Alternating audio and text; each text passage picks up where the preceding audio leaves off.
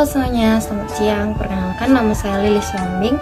Saya dari kelas 2A21 dengan NPM 210503090 dengan mata kuliah Micro Teaching.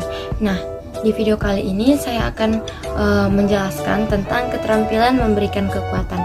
Video ini bertujuan untuk memenuhi suatu tugas saya di mata kuliah Micro Teaching. Selamat menyaksikan. Selamat pagi anak-anak ibu, apa kabarnya? Wah, luar biasa, semua sehat-sehat ya. Nah, pada hari ini kita akan memulai pembelajaran kita seperti biasanya. Tapi sebelum kita belajar, ada baiknya kita Iya, betul sekali, kita berdoa terlebih dahulu. Ayo Cika, silakan pimpin doanya. Doa dimulai. Doa selesai. Oke, terima kasih Cika. Nah, bagaimana kabarnya hari ini anak-anak? Wah, semuanya luar biasa ya. Oke, kita telah selesai berdoa. Nah, setelah ini ibu akan absensi terlebih dahulu, oke? Semua hadir? Wah, luar biasa, dipertahankan ya anak-anak ibu kehadirannya. Nah, setelah ini kita akan memulai pembelajaran kita. Tapi ibu mau bertanya, siapa yang tahu apa yang kita pelajari minggu lalu? Ayo angkat tangan, siapa yang tahu? Ya, betul sekali, materi kita minggu lalu adalah majas dan peribahasa. Nah, majas adalah bahasa kiasan. Majas ini mungkin sering sekali kita ucapkan, tapi kita tidak menyadarinya bahwa itu adalah majas. Majas itu adalah suatu kata yang indah yang digunakan untuk meningkatkan keindahan kata dengan jalan membandingkan suatu benda atau hal yang lainnya. Contoh perbandingannya adalah air dan air di atas daun talas.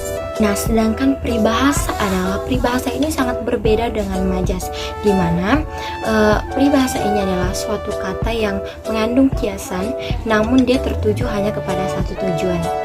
Nah, hari ini ibu berikan kesempatan untuk bertanya. Ayo, siapa yang mau bertanya? Oke, Rindi, ya pertanyaannya apa nak? Oh iya, contoh peribahasa itu tadi ada dari pepatah. Nah, contoh pepatah, tak kenal maka tak sayang.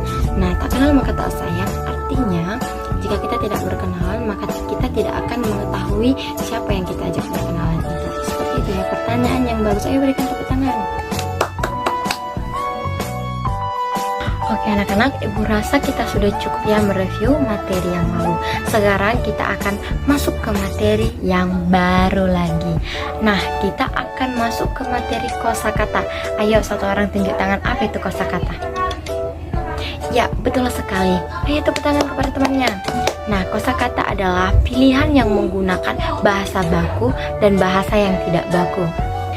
Nah, sekarang ibu mau bertanya, siapa yang tahu pengertian kata baku itu apa?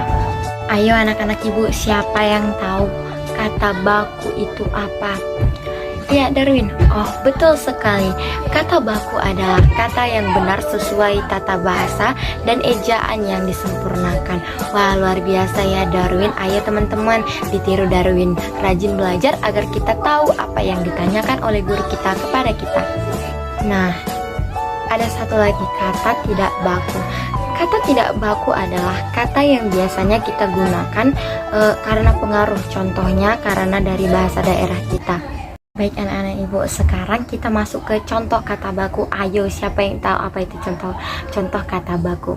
Nah, ya, contoh kata baku tadi saudara katakan kepada saya. Nah, contoh yang kedua, contoh kata tidak baku. Tadi saudara bilang sama saya. Itu adalah kata tidak baku. Nah, ada lagi yang bisa bikin contoh? Ayo, siapa? Oke, Reja. Nah, biar ibu ulangi kembali contohnya ya. Contoh kata tidak baku.